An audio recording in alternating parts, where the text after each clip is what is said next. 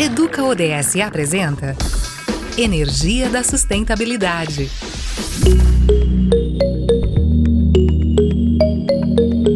Olá, seja muito bem-vindo e muito bem-vinda a mais um Energia da Sustentabilidade. Bem-vindo você que está na outra ponta do fone de ouvido.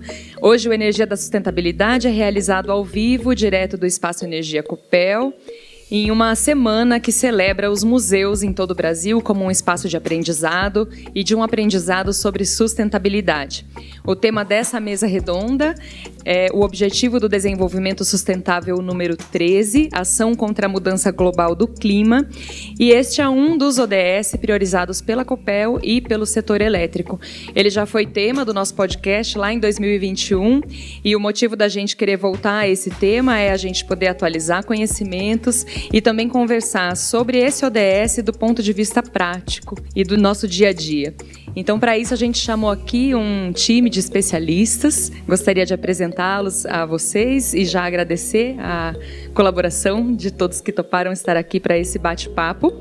Eu agradeço aqui a presença do engenheiro químico e responsável pelo monitoramento de dados sobre emissões de gases do efeito estufa na Copel, Giovanni Marcel Teixeira, da Mônica Irion Almeida, gerente da área de recursos hídricos da Copel Geração. Representando a área de transmissão, temos o Rodrigo Fonseca Diniz, que é o supervisor da Engenharia de Manutenção de Linhas. E da distribuição estão conosco o Murilo Amalho de Souza, que atua na gestão e controle de obras na alta tensão, e o Thiago Furlão Aquino, que é da área de procedimentos e controle de qualidade. Meu nome é Raquel Cagliari, eu sou profissional de comunicação na Copel e agradeço a presença do nosso público que está aqui com a gente na sala de educação do Espaço Energia Copel e também a você que nos acompanha pelo Instagram do Espaço Energia Copel. Bom, para começar a nossa conversa, então, eu gostaria de saber o seguinte do Giovanni. A gente já comentou, o ODS número 13 é um dos ODS priorizados pela Copel e pelo setor elétrico brasileiro, mas esse é um compromisso que precisa estar não só no papel, mas também no nosso dia a dia. Então, inicio te perguntando quais são as ações práticas que esse compromisso demanda no dia a dia de quem trabalha numa empresa que atua nos diferentes segmentos aí do setor elétrico. Bom, começando até como é que surge a questão do DS13 no setor elétrico, o setor identificou dos 17 aquele que mais tinha relação com ele e de que maneira que ele podia impactar. Então, por isso que o 13 ele entra no processo, né? E a Copel já vem trabalhando muito em fazer com que isso permeie as atividades da empresa, né? Desde política de mudança do clima. Então, a gente tem uma política que trabalha muito forte isso, como desdobrar isso nos negócios, quer seja pensando no negócio, no desenho, na execução do negócio, na operação do modelo, né? Levantando seus riscos, as suas estratégias de emitir mais, emitir menos, né? Sempre emitindo menos, né? Como precificar isso. Então, ele vai se desdobrando, ele vai sendo criando normativas, o processo de elaboração do inventário, de estudo dos riscos. Então, tudo isso é um pouco do fruto do desdobramento do DS13.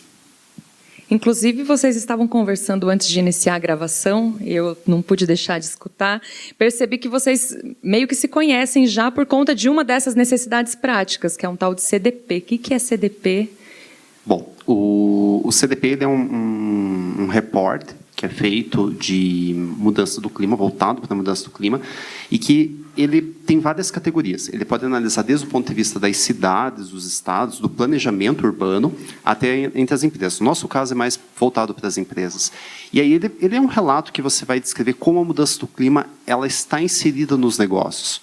Então, ele vai te perguntar como que isso está inserido dentro da governança, dentro da estratégia de risco, dentro do próprio planejamento, dentro das ações que você faz de engajamento.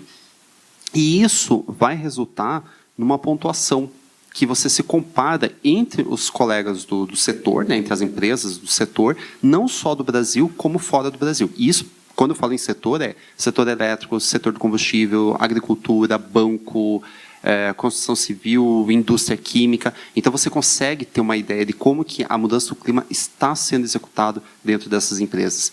E isso tem toda uma importância porque alguns investidores utilizam esse caderno do CDP para analisar a performance, para analisar como que isso, se é verdade realmente que as empresas fazem ou se não é verdade aquilo que elas estão dizendo. Acho que uma das pessoas que coleta informações para auxiliar nesse CDP é a Mônica, não é? A Mônica está aqui com a gente, acho que ela e também você, Giovanni, poderiam sanar uma dúvida que eu tenho, que é se esse processo iniciou a partir do momento em que a Copel se comprometeu com os Objetivos do Desenvolvimento Sustentável, ou se essa já é uma prática que vem de antes, assim, né? Essa preocupação com a ação contra a mudança do clima é uma novidade? Já de longa data, a Copel já vem trabalhando com a questão da mudança do clima, pelo menos assim, 2008 já é um início de quando começou a se discutir. A primeira agenda de mudança do clima já é de 2010, a gente já faz inventário desde 2009, então a temática já é de longa data, né? E mais específico aqui, a questão de risco, mudança do clima, também já é um tema antigo, né? A Mônica, depois posso até passar para ela, falar do PID tema 10, né, que foi um interesse do setor elétrico em estudar essa questão de como as mudanças do clima afetavam a geração de energia, né, e também dentro da distribuição e da transmissão. Isso também a gente já vem discutindo há um longo período, né, os modelos, como é que isso interfere, como é que é a relação do dia a dia, fruto do próprio CDP, de cobrar das empresas, né, mas isso é uma questão pedagógica, uma questão importante, porque estimula dentro da empresa a discussão, e aí você começa a ver que o próprio setor também começa a entender isso. Então, você começa a pegar relatórios da IPE, que é a Agência de Pesquisa do Setor Elétrico, do próprio Ministério de Minas e Energia, o próprio Governo do Estado, a Prefeitura de Curitiba, todos eles também estão trabalhando com essas temáticas, também querem entender quais são os impactos disso dentro do dia a dia. Então, a gente vai observando que já é um longo processo. Quando você começa a olhar, né, assim, nossa, lá em 2016 eu estava começando a entender como fazer um sistema de modelo dentro da Copel, né? A gente indo para a FGV, na época, estudar um pouco mais sobre isso, conversar com a DIS, na época, com a distribuição, com o Tiago, depois com o Murilo. Aí o Diniz acabou entrando no processo, a Mônica já trabalhava junto com a Marta na época. Então, a questão vai acontecendo aos poucos, mas depois ela foi ganhando um peso tão grande que parece que surgiu hoje. Na realidade, não surgiu hoje. Isso já é um tema bem antigo dentro da empresa, que hoje começa a dar nome e formato para as práticas. Então, complementando o que o Giovanni comentou, é uma construção, né, de algum tempo que a Copel vem fazendo, né, a respeito desse tema. Lembrando que nós participamos, né, através da Marta, que era uma colega que trabalhava na nossa área ali de gestão de recursos hídricos, de um fórum em Istambul, que foi assim um momento em que nós trouxemos muitos elementos, né, sobre esse tema para dentro da empresa, e a partir daí começamos também a estudar o que no Brasil se fazia a respeito dessa temática. Você lembra mais ou menos que ano foi isso? 2009. Esse fórum foi em 2009. A partir daí, a gente teve o desenvolvimento desse projeto de pesquisa, em que a Copel era uma das cooperadas, né? Ele era um projeto de uma outra empresa do setor, mas a Copel participava. E aí foi justamente para estudar como que que efeitos que teriam no setor a partir de uma premissa aí de eventuais cenários de mudança do clima. E aí esse projeto ele durou de 2010 até 2013, coletou assim informações bem essenciais para todo o setor, todas as usinas que compõem o setor elétrico, com muito foco na geração, né? E aí acabou tendo uma modelagem com resultados que ainda eram preliminares, mas com um horizonte até do ano de 2100. A partir daí, a gente começou a aprofundar um pouco mais os estudos, trazer um pouco para o ambiente da Copel também, acompanhar essa temática que tem evoluído, principalmente aí nas instâncias de recursos hídricos mesmo, né? Planos de recursos hídricos, os próprios planos de bacia, o Plano Nacional, que foi recentemente aprovado, traz essa temática e é uma das questões que a gente acompanha por meio da nossa atuação. Então, a gente vê que há uma maturidade também ocorrendo, né, naturalmente ao longo desses últimos anos e todas as instâncias aí estão preocupadas realmente com esse tema. Aliado a isso, a gente monitora muito, né, variáveis. Então, acaba que a gente aplica um pouco dessa experiência, dessa expertise que existe na área de gestão de recursos hídricos para fazer essas análises de cenários e contribuir de alguma forma para para a empresa. Você sabe que durante o processo de construção da nossa pauta aqui, e mesmo da divulgação do que seria esse bate-papo, essa mesa redonda, eu me peguei muito com os termos a serem utilizados, porque eu pensava, bom, cenário, mas não é um cenário só, né? Então, eu queria saber como é que é essa complexidade de trabalhar, por que você trata de cenários e não de cenário? Então, com relação a cenários, né, cenários de mudança do clima, a gente tem o ponto de partida sempre são os relatórios, né, do painel intergovernamental, o IPCC, né, a sigla que todo mundo já ouviu falar.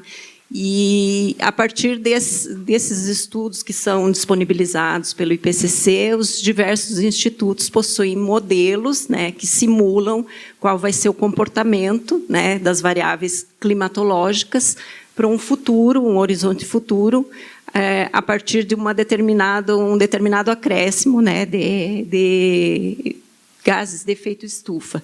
E aí, por isso, são diversos cenários, né? Esses estudos do IPCC normalmente atualizam, né? Olham como é que a gente está no momento e fazem uma atualização e uma projeção futura. E aí, a partir desses modelos matemáticos, né, climatológicos, aí, com abrangência, né, mundial, são feitas simulações. Existem modelos japoneses, europeus, americanos, então a gente tem uma gama aí de informações muito grande, né, para se trabalhar com esses dados e além disso, o desdobramento para o Brasil, né? A gente tem que trazer todos esses resultados da modelagem matemática para refletir aqui a nossa característica, né, de um país que é continental e que precisa ser avaliado em todas as regiões. Então, por isso, são mais de um cenário, às vezes com pouca variação, aí, pouco acréscimo, né, de temperatura, outros já mais drásticos, né? E aí a gente precisa trabalhar com os diversos cenários justamente para estar preparado para essas adaptações, né, na rotina que são necessárias. Seja qual o cenário que vá se concretizar, né, Mônica? O negócio vai existir, né? A ideia é tornar o negócio sustentável e, independente do cenário, ele precisa poder continuar. A Copel Geração é conhecida no setor como pioneira em diversas ações ambientais, por esse cuidado, por esse olhar com relação ao meio ambiente. Agora, eu queria saber dos nossos colegas aqui que trabalham na área de linhas, na área de redes, como que para esses setores, acho que o Diniz pode puxar aí pela transmissão, né? Como que os cenários de mudança climática impactam os negócios desses outros dois setores que não têm essa dependência do recurso hídrico tão direta, né? Mas que têm as suas estruturas ao longo de quilômetros e quilômetros em meio de mata, muitas vezes, né? E enfim, até chegar à casa de cada um de nós. Bom, podemos dizer assim, a questão da transmissão, nós estamos no meio do caminho entre a geração e a própria distribuição, né? Então, e assim você falou bem uma hora que você perguntou, as variáveis ambientais. Nas questões principalmente voltadas à transmissão, por exemplo, que nem a Mônica falou, os cenários eles mostram como é essa evolução. Então, nós temos tanto o caso das variáveis de ventos, que hoje são... Acredito que na transmissão e distribuição é um item muito pesado, né? Não é a questão da água, é a questão do vento, né? E a questão das mudanças de temperatura. Isso também afeta diretamente a possibilidade de carregamento das linhas, a possibilidade de transporte de energia de uma região a outra. Mas, assim, ao longo dos últimos anos, né, a gente estava anteriormente conversando aqui só entre nós, né, começando o assunto, na realidade, assim, é visível, em termos de histórico, um aumento da incidência de ocorrências devido a essas mudanças climáticas. Nós tínhamos na transmissão há cerca de 18 anos atrás, nós tínhamos um histórico de uma ocorrência na transmissão. A transmissão são equipamentos um pouco mais robustos que a distribuição. Nós tínhamos uma ocorrência a cada 5 anos, no quesito de linhas de transmissão, por exemplo. Transmissão, para quem não é da área, é o que as crianças chamam, olha, mãe, aquele robozão na beira da estrada. Aquele tipo de torre, né? Hoje tem torres também desse tipo que são da distribuição, mas são os robôs menorzinhos, sabe? O Diniz, ele lida com os robozões. Aquele que tem 2 chifrinhos é do Diniz. O nosso só tem um chifrinho. Obrigada, Thiago, pela intervenção didática. Então, assim, nós temos as linhas de transmissão conectam grandes distâncias. Vamos falar lá, cerca de 354 quilômetros, para ser mais claro. Uma linha nossa hoje tem 354 quilômetros. Tá? Então, ela sai de uma região, vai a uma região muito distante. Passa por diversos tipos de terreno e tal. Mas, voltando ao quesito do histórico, a gente nota assim, há 18 anos atrás, há 15 anos atrás, nós tínhamos uma ocorrência a cada 5 anos. Atualmente, ela está ocorrendo a cada 2 anos. Então, a gente nota que tem, claro, a questão de obsolescência, maioridade do parque, mas não está diretamente só relacionada a isso. Porque se não tiver o vento ou as questões ambientais aplicadas, a linha vai ficar de pé. Então, acho que isso é notório, isso está claro, porque isso é histórico já, é comprovado. E eu acho que assim a transmissão ainda tem uma certa incidência, mas está um pouco mais controlável pela robustez do sistema. Porque eu acredito que daí meus amigos da distribuição vão comentar um pouco melhor que na distribuição eles estão um pouco mais suscetíveis, né? Tiago e Murilo, deixo com vocês aí. Isso que o Rodrigo falou, realmente a gente também tem observado, o Tiago vai poder até explicar até um pouco mais aprofundadamente, né, do histórico. Eu atuei bastante tempo na área de projetos, então nossa preocupação era antes da operação, né? E a gente também começou a observar esse tipo de mudança nos padrões e velocidade de vento, que é um item muito importante para o projeto da linha e das estruturas que, né, os robozões são muito suscetíveis, são mais, talvez eu diria que é a variável que mais impacta, né? E mais ou menos por essa época de 2010 a gente observou que o padrão de vento que a gente utilizava para os projetos na época estavam já ficando obsoletos, né? Com isso, a Copel começou a correr atrás da parte de projeto, de linhas, tentar fazer essa atualização desses. E realmente a gente percebeu essa mudança, principalmente na região oeste do estado, né? Uma mudança bastante grande, não só no vento, mas também incidência solar. E então a gente começou a observar e atuar em cima, né? Mas já antes da operação, né? Na etapa de projetos. Já na parte de operação e manutenção, acho que o Thiago pode, de repente, dar mais... Acho que bem interessante a gente estar comentando sobre um pouco a história. O Cimepar nasceu na Copel antes, nos anos 90. Nos anos 2000 ele saiu, a empresa fez a migração tanto dele quanto do Lactec para a iniciativa independente. Então, a gente sempre teve esse histórico das temperaturas. Então, isso é uma necessidade de negócio, e eu acho que a geração anterior à nossa, eles tinham outras iniciativas como mobilidade elétrica, já existia na Copel um projeto, existe um caminhão até hoje no nosso acervo. Nós usávamos combustível a álcool nas nossas viaturas para baixa emissão, isso já nos anos 90. Né? Então, isso já tem essa cultura enraizada na empresa. E pegando o gancho em questão de operação de linha dos robozões, a gente tem, principalmente na região oeste, a gente tinha um normativo nacional, que tinha um mapa, à época, que a gente fez um padrão consultivo, em torno de 60, 80 por hora de vento, e, ao longo do tempo, isso começou a ter a percepção da mudança. Tanto pela ocupação do solo, na região oeste do Paraná, a nossa frente agrícola é muito forte. A questão do lago do Itaipu, ele provoca um vento laminar, que é além de ter vento, ele sendo um vento laminar, ele exige mais da torre. E aí começamos a ter incidências sistemáticas de quedas de torre. Até 2010, nós tínhamos em perto de 0,7 eventos ano. A cada 3 anos, 2 anos caíam a torre. E após 2010, a gente começou a ter uma incidência bem maior, né? Tanto por questão climática, quanto por sinistro, por barramento de alguém. Então, a gente começou a ter incidências quase de 1 a 2 eventos por ano, até nós chegarmos, acho que o nosso auge de evento climático, que foi o ciclone bomba no estado do Paraná, no qual a gente não teve a questão das linhas de transmissão, a gente passou batido, né? A gente, graças a Deus, não teve eventos graves, mas a parte de redes foi impressionante, a quantidade de estruturas que caíram.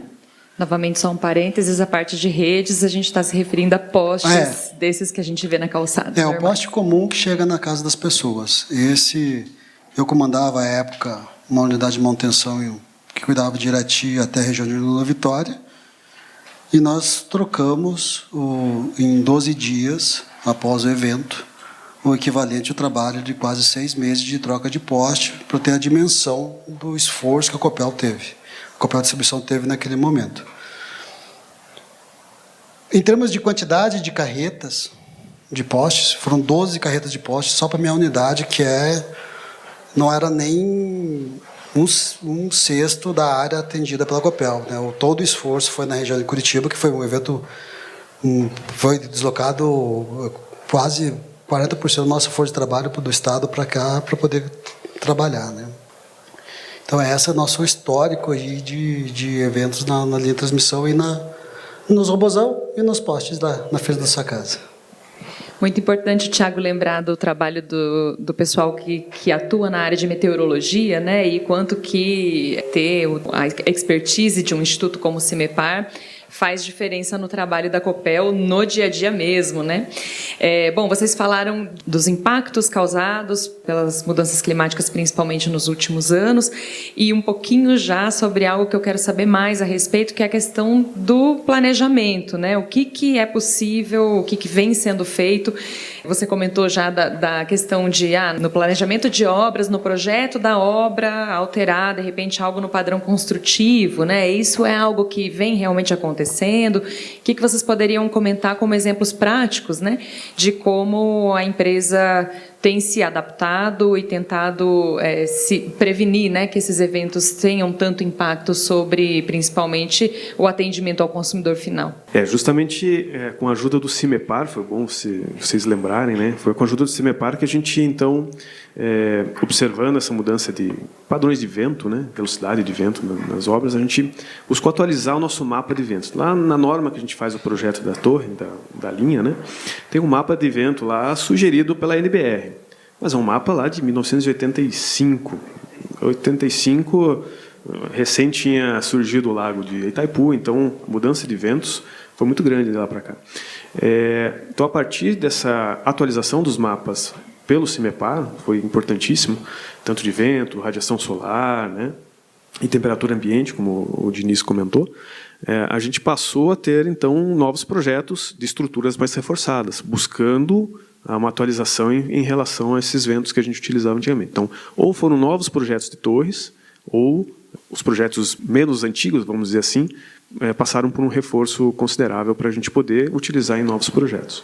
Esse foi um dos exemplos assim mais flagrantes que a gente teve dentro do projeto de linhas, né? Como o Murilo falou, na transmissão está acontecendo algo similar.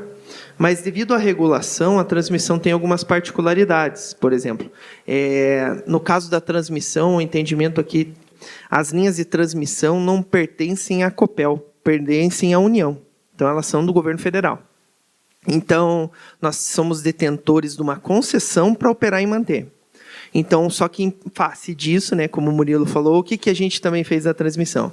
A gente fez um estudo, um heatmap, seria um mapa de calor, para tentar determinar os nossos pontos mais enfraquecidos do sistema.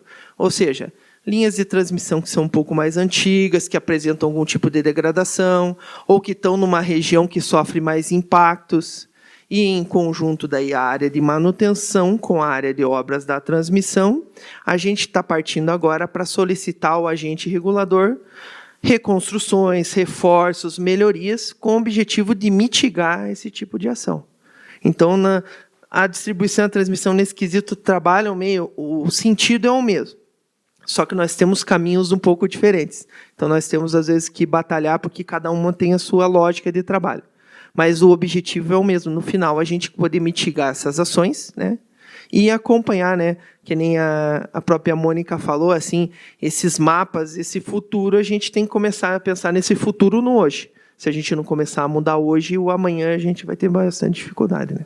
É similar aos colegas, né, da distribuição e da transmissão, na geração em especial, na atuação aí de reservatórios, né, das usinas hidrelétricas, a gente mantém monitoramento permanente. Então, Existem dados históricos desde de 1900 em algumas estações que nós monitoramos. Hoje a gente monitora de forma automática, então a gente coleta informações em campo hora a hora e consegue tomar as nossas ações. Trabalhamos muito com previsão de tempo, né, através também do CIMEPAR. O CIMEPAR é um grande parceiro aí para nos subsidiar com informações, dados, simulações. E aí essas simulações nos permitem fazer a operação de forma segura, né? Reservatório é algo assim que tem uma grande sensibilidade a precipitações elevadas, então a gente precisa estar sempre monitorando e tomando as ações para que a operação seja o mais tranquila possível. Todo esse trabalho aí a gente procura também tentar agregar essas informações dos cenários futuros por meio de planos de ação, né? Hoje existe a Política Nacional de Segurança de Barragens, né, na qual a Copel está inserida, e essa é uma temática muito sensível para a sociedade. A Copel tem trabalhado muito nisso. Então, essas informações de cenários, elas trazem elementos novos que precisam, né, ser avaliados nesse ambiente. Então, esses planos de ação nada mais são do que você estabelecer medidas de forma a proteger a tua operação, ela transcorrer da melhor forma possível, né? Protegendo tanto o ativo, que a gente chama que é o empreendimento, quanto a comunidade que está ali no entorno do reservatório. Então, esse é o nosso trabalho do dia a dia e ele é feito, né, com base em dados, informações que são subsidiadas aí por meio de meteorologistas que são profissionais especialistas nessa área, né, transformados em vazão, que é o nosso principal insumo aí para a geração de energia, né, na geração hidráulica. Aproveitar que a Mônica está aqui e que tanta gente está nos vendo e ouvindo por aí e perguntar, né? A gente passou por um longo período de escassez hídrica recentemente, com bandeiras tarifárias acionadas a cada mês. Como é que está a situação hoje, Mônica? Dá para a gente ficar um pouco mais tranquilo com relação ao custo da energia que chega até a nossa casa?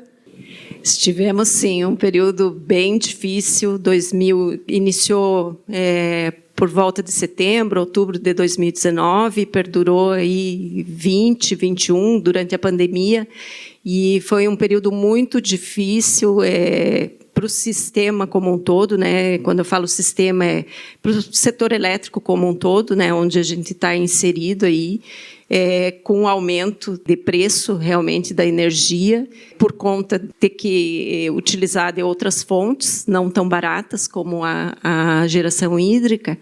E no dia a dia da operação, isso trouxe uma série de questões assim, de difícil gerenciamento.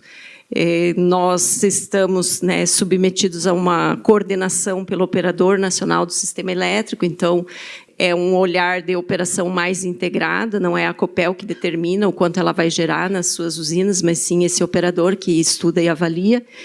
E, em muitas ocasiões, aí, nós tivemos que reduzir geração e, em algumas situações, inclusive, conforme determina a lei, e é o que se faz, né, naturalmente, mesmo se não estivesse determinado pela lei, é priorizar o uso para consumo humano. Então, tivemos aí, nesse período, diversas usinas que nós tivemos que desligar as unidades geradoras para propiciar aí a prioridade de atendimento para consumo humano e de sedentação animal, que a gente entende como prioritárias, e isso traz uma série de trabalhos aí de análise, de prospecção de qual é o cenário, não de mudança do clima, mas o cenário dos próximos dias, como é que vai se comportar a vazão, como é que estão os nossos reservatórios.